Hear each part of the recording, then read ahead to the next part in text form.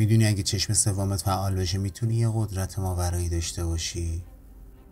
شاید تمام اون قدرتایی که یه ابرقهرمان داشته و برای تو مثل یه آرزو بوده برات بشه مثل یک واقعیت. سلام بچه‌ها، خوش اومدید به ویدیوی جدید.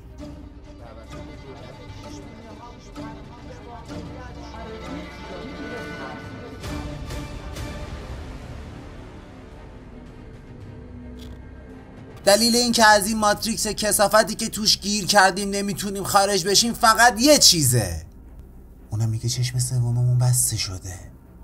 دقت کردی تو این 2-3 سال اخیر دنیا رو داریم خیلی ساده میبینیم؟ قطعاً این جمله رو از هر کی یک بار شنیدی. قبلا دنیا بهتر بود، انگار بچگیمون قشنگتر بود.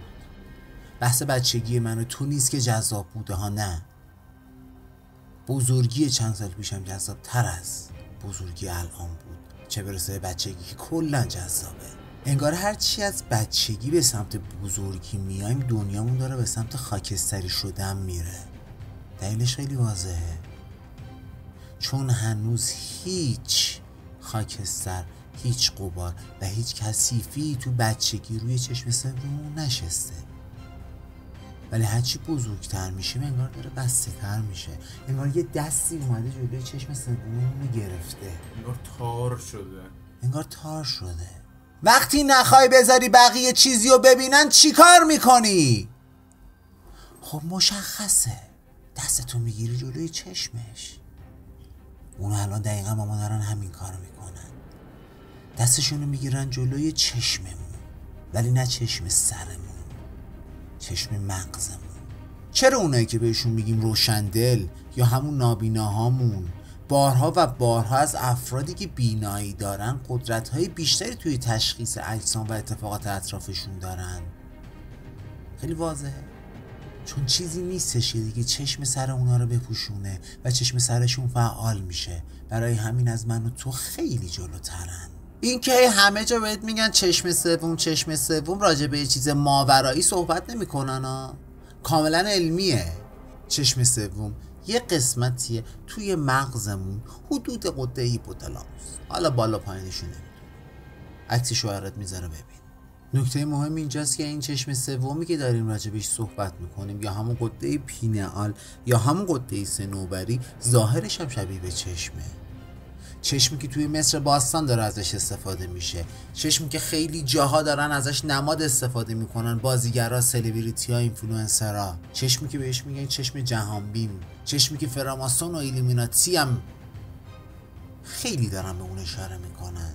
اگر نماد چشمی که تو مصر باستان خیلی هم مقدسه رو ببینیم میبینیم که دقیقا همون بخش مغزه و چشم فیس نیست، چشم مغزه. تو نمادش خیلی معلومه، تو نمادش کامل مشخصه. دقیقا. حرف از مصر باستان شد.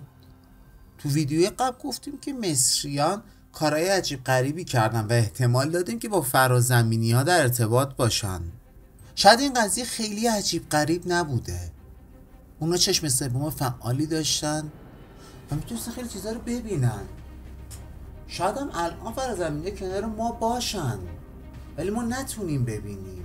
نکنه فرازمینی هایی که تا امروز داریم راجبش صحبت میکنیم همون عالم دخان یا همون چیزی که تو دین خودمون بهشون میگن اجنه و موجودات ماورایی باشن؟ به حال اونا فرازمینی هن، غیر طبیعی هن، پارانورمال، ناشناختن. اهمیت چشم سوم چیه؟ اصلا چرا دارم راجبش صحبت میکنم؟ و چه اهمیتی داره که فراماسون و ایلومیناتی و چشم جهانبین و فلان و فلان و فلان دارن بهش انقدر بها میدن؟ وقتی چشم سوم تیره و تار بشه دقیقا مثل این میمونه که یکی دستشو گذاشته رو چشمت تا تو چیزی نبینی. وقتی چشتو بسته باشه سوال از کجا برم؟ مستقیم برم جلوم چیزیه؟ من میتونم بگم آره چیزیه و از تو محافظت کنم، و میتونم بگم نه چیزی نیست و با اینکه چیزی جلوته بری و بخوری بهش. نکتهش چیه؟ نکتهش اینه که من هیچ قدرت اختیاری دیگه از خودم ندارم، مجبورم دستمو بدم دست سهیل، هر چرت و پرتی این آقا گفت من گوش بکنم. معلوم نیست به نفعمه یا به ضررمه، یا داره دست من میگیره ببره بندازه توی چاه. من نمیدونم چون چشمم بسته است، چشم سوم ما باید بسته بشه تا تبدیل بشیم به یک سری برده بله قربانگو برای حکومت ها. تازه کاش چشم معمولی بود. چشم معمولی تو نمیبینی فقط، ولی چشم سوم باعث میشه تو دیگه نفهمی، یعنی فهم تو ازت میگیره بسته شدن چشم سوم، نه دید تو. نمیدونم اینو شنیدید یا نه، ولی من اینو چند جا خبرشو شنیدم که آقا خیلی از حکومتی‌ها و سران قدرتمند کشورها از خیلی از امکانات و تکنولوژی هایی که ما مردم عادی داریم استفاده میکنیم خودشون استفاده نمیکنن، چون خیلی از این اتفاقات و تکنولوژی های روز داره منجر میشه به تیره و تار شدن چشم سوم. ولی اونا اهمیت چشم سوم رو میدونن و دنیا رو خیلی متفاوت‌تر از چیزی که ما میبینیم دارن تماشا میکنن. پس طبیعیه که سمت این تکنولوژی و این امکاناتی که برای ما جذابه نیان. دقت کردید توی تغذیه هامون چقدر تغییر ما نسبت به گذشته تا امروز داشتیم؟ گذشته منظورم 2 سال پیش نیستا، گذشته منظورم خیلی خیلی خیلی سال پیشه. خیلی از خوراکی های صنعتی مثلا چیپس ها، پفک ها، نوشابه ها، نوشیدنی های الکلی یا حتی غیر الکلی، فراوری شده یا حتی خود شیرایی که الان داریم میخوریم، شیری که تو از پستون گاو مستقیم بخوری و شیری که بره تو شیشه بره تو کارخونه پاستوریزش بیاد به نظرت فرق نمیکنه؟ تو میدونی چه گفتی اونجا توش زدن دارن بهت میدن؟ این که میگم نه که خودم نخورم ها، نه خودم دارم میخورم عمل نمیکنم، ولی خب حقیقتیه که این کار ناپذیره. خیلی خوب آقا، من دیگه از محصولات سوپرمارکتی استفاده نمی کنم. آب که میتونم بخورم. نه، آبم نمیتونی بخوری. آبو مگه داری از سر چشمه میخوری لامصب؟ آبم میره تو سد. فکر میکنی آب آلودگی نداره؟ چرا داره؟ میخوای بگی تصفیه میشه؟ آلودگی منظورم خاک نیست، آلودگی اونه که چشاتو میبنده. همین که سوهیل گفت. باشه، آبم نمیخورم، مسواک اجازه است بزنم؟ باشه برو مسواک بزن، ولی اون فلوراید کوفتیه تو خمیر دندون رو چی کار میخوایی بکنی؟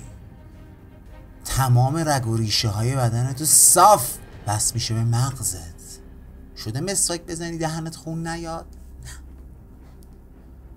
پس یقین کنید که راهی برای فرار از بسته شدن چشم سومتون وجود نداره. ولی یه خبر خوبی اینجا وجود داره، اونا توانایی کور کردن چشم سوم رو ندارن. پس ما میتونیم به وسیله یه دونه این چوب پرستش تو حرم امام رضا هست میزنن تو سر صورتمون، گرد و خاک چشم سوممون رو بگیریم. چی جوری؟ بهت میگم، به شرطی که این ویدیو همین الان شیر و لایک بشه.